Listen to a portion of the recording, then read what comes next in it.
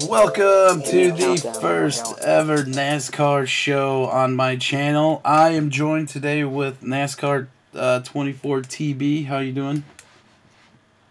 I'm doing very good, iAnthuny. How you doing? I'm doing pretty good. It's Monday, September 16th, and this show is going to be about racing. Basically, any news that appealed to NASCAR 24 TB or I. We're going to discuss it here. So, you want to go ahead and kick us off, NASCAR 24 TB? Sure, why not? Well, as we all know, there's been a lot of news related to, stuff after Richmond. There was a lot of chaos as to people who, were in the chase, and just a lot of controversy. So, there was a meeting on Saturday that it was mandatory for all the drivers and the teams and owners, and just to clarify some things. And one of the things that NASCAR mentioned was NASCAR Rule 12-4L, and basically it states NASCAR requires its competitors to race at 100% of their ability with the goal of achieving their best possible finishing position in an event, and any competitor who takes action with the intent to artificially alter the finishing positions of the event or, persuade someone else to do that can be fined by NASCAR. And so basically that was a big, of course, topic related to MWR and the fines and stuff and the penalties that were handed down this week, well, last week.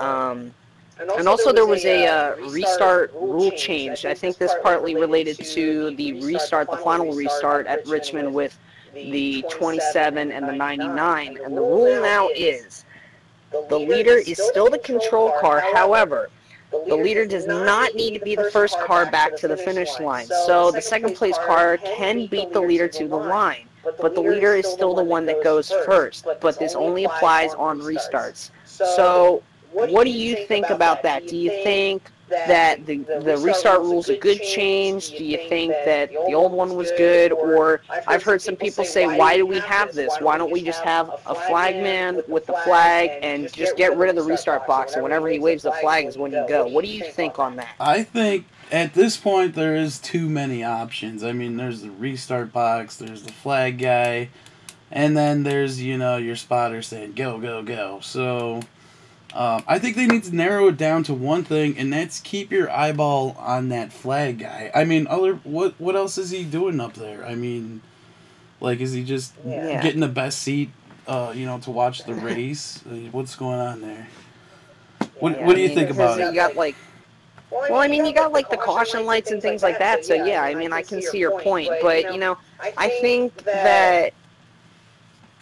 I think part of it is this is just something I've seen. I don't, bash me for it or anything, but I feel like that if you just put it on the flagman to restart the race, I feel like maybe they're not I know the officials aren't supposed to pick favorites and stuff, but you might have that element they know the way a driver likes to restart something, or something weird like that, and they'll just wave the flag and then it benefits them in some strange way. But I feel like the restart box definitely adds another element to a restart. Yeah.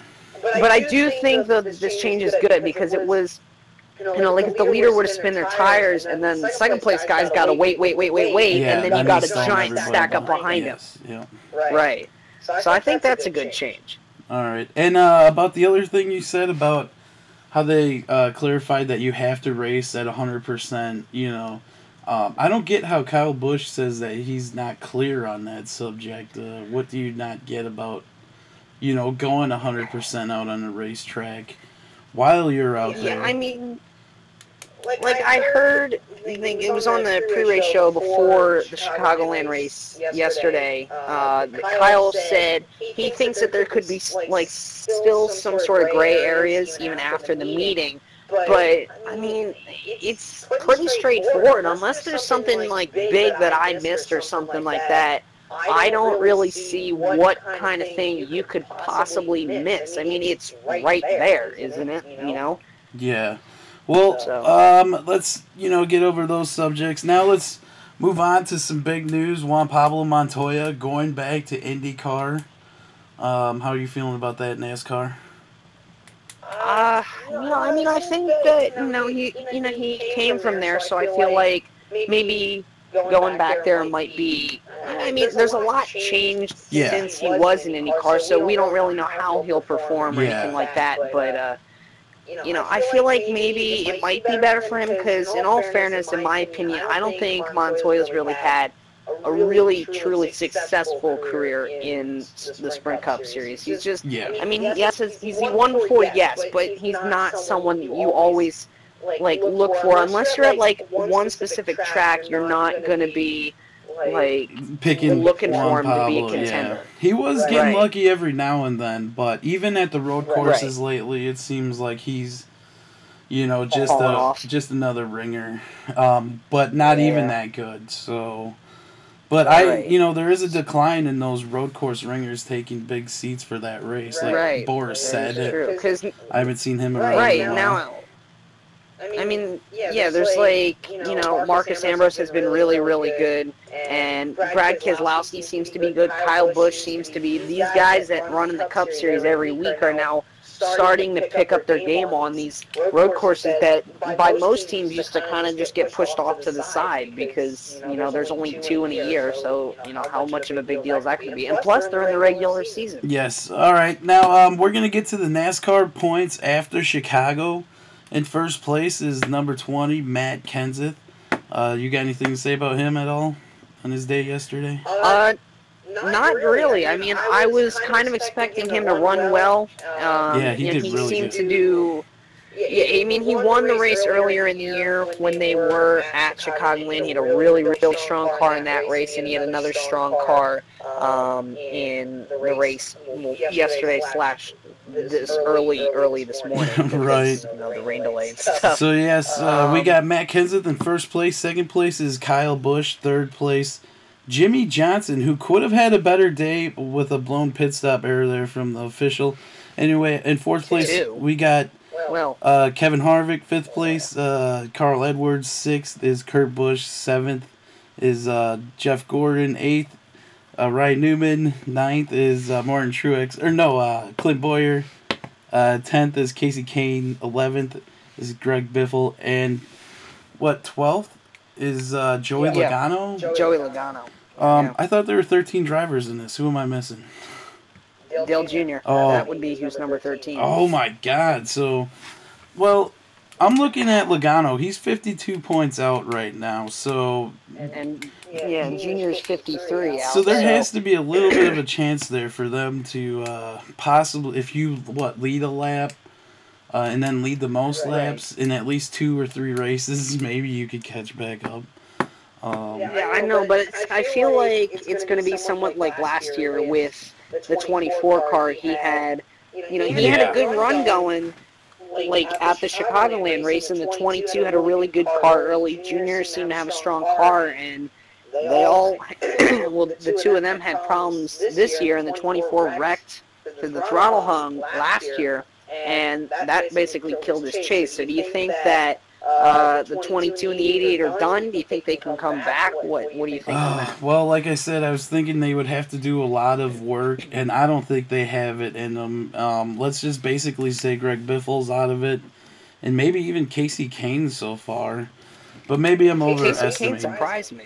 Yeah, well, you know what surprised me is Dale Jr. riding around in a Hendrick-sponsored car in the chase. Where is Amp Energy? Did they really just take off on him? And did you notice that too, or no? I have not really noticed. Anytime you see, I feel like I haven't seen it. Anytime you see that Hendrick logo on a car, that that's just saying that they're missing a key sponsor or something like that. So that's pretty weird for Dale Jr. to be rolling around like that. Did you have anything else you want to touch on?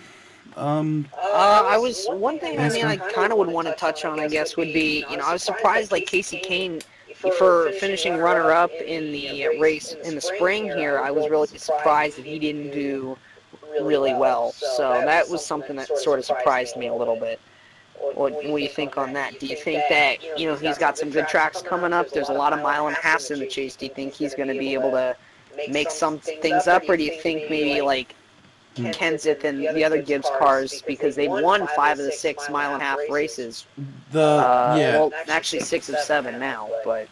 Well, I'm looking at the schedule. He's got a chance? Looking at the schedule right now, there is some tough, stuff coming up. Loudon, and then you go to Dover and Kansas City.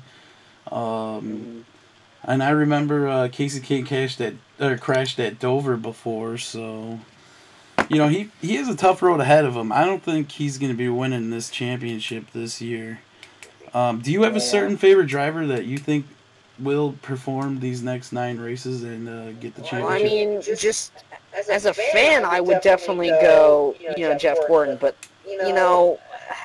I would say probably as, like, an actual pick, I'd probably say Matt Kenseth. He's been looking pretty consistent this year, so I'm looking for him to possibly get Toyota their first win in the Cup Series for a championship. All right, iAnthuny is about to drop it. I am going with the Chevrolet car, ladies and gentlemen. Jimmy Johnson. He is leaving his team at the end of this year, and what a way to bring a new hope to this SHR. And that's right, I'm going with Kevin Harvick. I have a feeling that him and his wife and his newborn Kaylin have got it going on, so that's my pick. Do you have anything else you want to touch on? Real quickly? Sure. One more thing. I think we had talked about it a little bit before we started. Okay. Recording was the top 6 finishers in the first chase race have won the championship in the last 7 of 9 seasons. We already kind of said who we think our best picks are. Yeah. Who do you think out of the top 6 finishers from last night, which were Matt Kenseth, Kyle Busch, Kevin Harvick, Kurt Busch, Jimmy Johnson, and Jeff Gordon, who do you think are the guys in, like not in the best spot in terms of those top 6, do you think, that won't really perform over the course of the chase? Oh, man, it's really hard to say. You got Matt Kenseth and Kyle Busch, both guys, driving good material, and then you got, I don't know, it's really hard to say. Yeah. I mean, Jeff Gordon, though, honestly, I don't know what's going on with him. Like, I picked him to win who will win, and it's just like he never performs. I don't think he has the drive to get to where, to get to the championship level. So I'm going to go with Jeff Gordon right there. I think he's definitely got, he seems really, I think because they were talking about when they were given that, I guess provisional into the chase or whatever, but they were saying that they're really going to take this opportunity, and they led a lot of laps last night. Well, not a lot. They led 22 laps last night, and they ran in the upper half of the field, top 10 for a lot of the race. They started 6th, they finished 6th, and the only time they were really outside of the top 10 was when they had that flat tire on the restart, and that got them behind, but a couple cautions and they were able to get back into it. And he had a good car, so, I feel like I think he might be someone that can maybe stay up there. I would like to see him win his 5th championship after, I think it's been, 12 years, I think, since it's been a while. Yeah, so it's been a while, but I think that, because I saw him after the race when he was getting out of the car, and he just seemed like really, really, excited about it, and I think he's definitely got some confidence going into these next 9 weeks. So I think he might have something for these guys, but we'll have to just wait and see. All right. Well, that's going to do it for me. iAnthuny. Make sure you follow me on Twitter at AmpJunior Racing. NASCAR 24TB, you want to give out your Twitter handle? Sure, why not? You guys can follow me on Twitter. I'm at NASCAR24TB. So almost anywhere if you see me as NASCAR24TB, it's me. So just so you know. Yeah. And check out my channel. Not that it's go do it, guys. it's not really as impressive as iAnthuny's or anything, but feel free to check it out. It's NASCAR Space TV. I'm trying to figure out how to get it 24 TV, but oh well. So, but yeah, guys, thanks for tuning in. And yes, you can. Yeah, leave some comments below. Let us know if we need some more people added to the show. Just let us know. We would like to know what you guys think of the show. Yeah. Also, one more thing. Just if you have any questions or anything that you want us to talk about or something like that, feel free to leave it in the comment section below. And do us a favor. At least do iAnthuny a favor. Don't make his comment section a war zone. So don't get into a fight with someone else over something. That won't happen. So. Let us do that. Yeah. All right, NASCAR, thank you very much for hanging out with me. Thank you guys, and we will see you guys in the next one. Peace. See you guys.